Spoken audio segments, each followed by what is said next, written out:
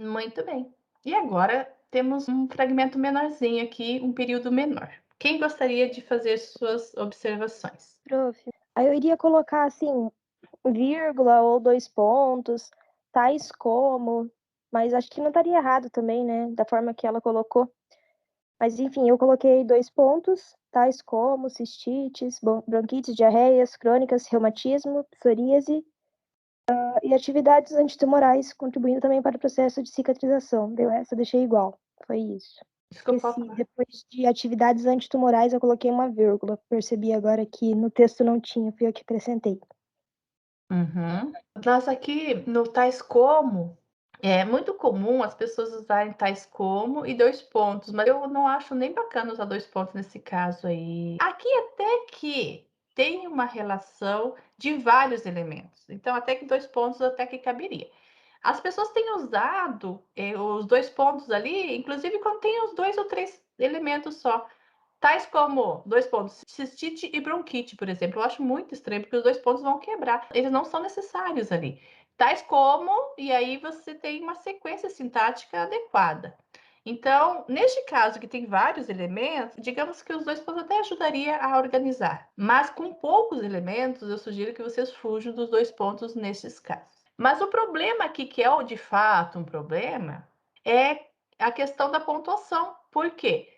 Toda vez que você vai trazer exemplificação e essa exemplificação não é uma relação restritiva, por exemplo, se eu disser assim, ó, problemas como câncer de pele devem ser tratados por especialistas. Veja que esse como câncer de pele tem uma relação restritiva. Ela tem essa noção de exemplificação também, mas eu preciso desse elemento para definir de que doença eu estou falando. Neste caso em que eu estou apresentando aqui, já é trazido como uma expressão mais para o teor explicativo, para exemplificação mesmo. Ela não tem essa relação sintática de necessidade de completude. Então, aqui deveria ter aqui a vírgula. Os estudos demonstram a utilização do óleo de copaíba para o tratamento de várias doenças, vírgula. Até várias doenças já me diz que eu não tenho uma relação aí de completude para essa exemplificação. Então, vírgula.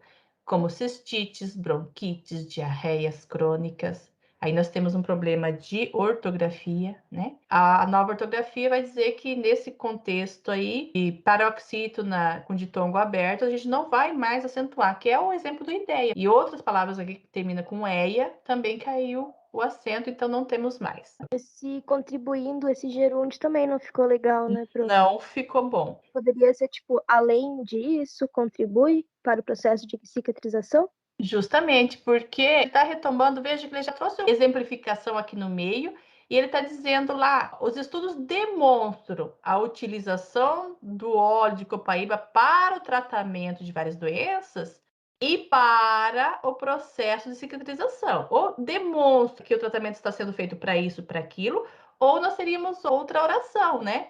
E aí o contribuindo não vai estar adequado também de qualquer maneira. Quando ele usa o também, contribuindo também, é como se ele estivesse usado contribuindo lá em cima, além de ter o próprio gerúndio que vai pesar. Então, a gente poderia dizer que os estudos demonstram a utilização do óleo de copaíba para tratamento e sua contribuição no processo de cicatrização. Aí nós teríamos uma relação de paralelismo adequada. Demonstra o quê? A utilização e a sua contribuição para o processo de cicatrização. Então, tá todo ruim aqui também esse gerúndio aqui no final, que poderia ser reescrito de outra forma. Muito bem observado. Aí nós temos uma outra questão, gente, que é um certo paralelismo morfossintático aqui. Algumas doenças estão no plural. Doenças como cistites, bronquites, diarreias crônicas, aí reumatismo já não está, psoríase já não está. Quando eu marco a doença, eu não preciso do plural. Tanto é que em reumatismo eu não usei, em psoríase eu não usei. Então, quando no texto acadêmico você tem um plural desnecessário e que você está falando de forma genérica, você não precisa colocar o plural, então você não coloca. E aqui deu problema ainda de não só ter usado o plural desnecessário, como ter usado parte no plural e parte no singular. Então, aqui neste caso, poderia ser como cistite, bronquite, diarreia crônica, reumatismo, e aí nós teríamos um texto mais adequado para o texto acadêmico. Joinha. Eu acho que atividades antitumorais é o lugar em que a gente manteria por conta dessa que não é uma atividade única, né, então a palavra atividade vai requerer esse plural aí para identificar que são vários. Só uma dúvida, assim, não sei, né, teria que ter um conhecimento maior na área da saúde. Será que talvez não existe vários tipos de cistite, bronquite, diarreia, mas não de reumatismo e psoríase? Aí daria certo colocar os outros no plural e esse não? Talvez se fosse o caso, né, mas eu acho que até reumatismo há mais de um tipo. Eu acho que não é essa a questão, porque, existe graus de reumatismo, por exemplo, pelo menos, né. Por exemplo, psoríase, provavelmente há diferentes formas de manifestação da psoríase, né. Tem na cabeça, tem na mão, tem de forma mais grave, de forma mais profunda ou mais leve. Eu acho que não é o caso, mas às vezes pode ser. O revisor de texto que conheça a área também contribui muito, porque aí ele vai saber se esse elemento aí precisaria ter plural ou não. Eu creio que não seja o caso aqui, mas é uma observação interessante para o revisor de texto.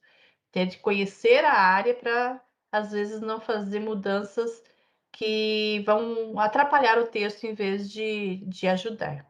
Muito bem, mais um fragmento. Por exemplo, aqui eu não fiz nenhuma mudança, embora tenha achado estranho que hidrocarbonetos está no plural e cariofileno está no singular, porque eu acho que aqui talvez seja uma questão técnica mesmo, que um tenha plural e o outro não tenha. Então, não mudei.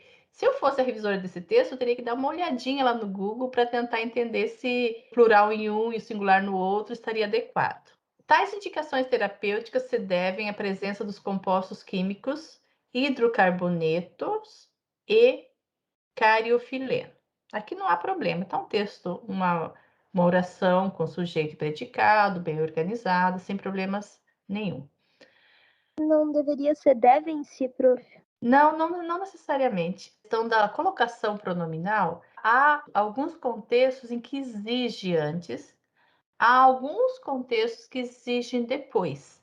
Tirando esses contextos específicos, exigem antes ou exigem depois, a próclise ou a ênclise, então nós temos liberdade para colocar antes ou depois. No português brasileiro, a gente tem mais tendência a colocar antes do verbo. Então, aí não há um problema de colocação pronominal, tá? Então, mesmo no texto acadêmico, você pode optar quando é optativo, né? Quando não há restrição, para antes ou depois do verbo, a depender aí também do seu estilo de escrita.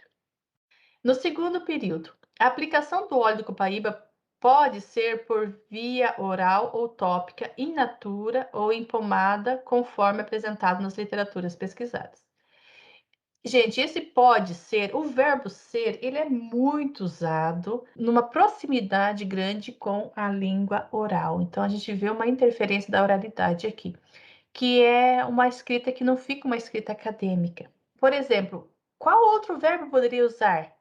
A aplicação do óleo de copaíba pode ocorrer, por exemplo. Se eu usar pode ocorrer, eu teria já um problema aí de escrita acadêmica resolvido. Ou às vezes também é eu explicitar um outro verbo depois. Vamos ver se é o caso. A aplicação do óleo de copaíba pode ser feita por via oral ou tópica. O que acontece? As pessoas reduzem essa locução ser feita e deixar só o ser. Esse exemplo aqui é muito recorrente no texto acadêmico, gente, da pessoa usar o verbo ser, à torta direita aí, e fica uma expressão da oralidade, uma expressão que não é uma expressão completa, digamos assim. Em geral, você tem outros verbos muito mais acadêmicos, ou outras formas de escrever, ou expressar a locução como um todo, que vai resolver esse problema da escrita. Mas vejam que não é um problema de restrição sintática especificamente. É um problema da escrita localizada em um determinado gênero, né? Então, na escrita acadêmica, a gente deve evitar essa construção. Por via oral ou tópica, in natura. Aí, esse in natura aí no texto acadêmico deveria vir em itálico, né? Porque é uma expressão que vem do latim, né? Então, uma expressão estrangeira, quando a gente usa no nosso texto, a gente coloca em itálico. Mas também vai depender da revista. Se a revista não pede isso, tá tudo certo também. Já é uma questão de ABNT, não é uma questão de norma de língua, né? Ou em pomada. Pode ser por via oral tópica, vírgula. in natura ou em pomada. Então, essa vírgula aí teria que ocorrer. Por quê? Porque senão a gente pensa que é a via tópica que é in natura. Mas não, é a copaíba que é in natura. Então, nós temos dois blocos de informação. Uma é a forma de aplicação e a outra é a forma do produto. Então, aqui nós não podemos colocar num bloco único. Então, deveria ser, pode ser feita por via oral ou tópica, vírgula, in natura ou em pomada. Depois de pomada, precisa de vírgula por quê? E aí nós temos um conforme apresentado nas literaturas pesquisadas, nós temos essa expressão adverbial conformativa. Nesse caso aqui, de conforme, ou em casos de, por exemplo, para Bakhtin, de acordo com Bakhtin, ela vai ser sempre com vírgula. Então, eu preciso dessa vírgula para fazer essa separação da expressão adverbial conformativa. A questão, então, de sintaxe também. E aqui também o plural de literatura, que não é necessário, inclusive fica até pesado, conforme a literatura pesquisada. Aqui, o singular dá conta do todo. O singular, ele generaliza aqui. Porque você já disse em outro momento que foram 166 textos, etc e tal. Então, aqui, o plural, novamente, ele pode ser limado para dar mais leveza ao texto acadêmico.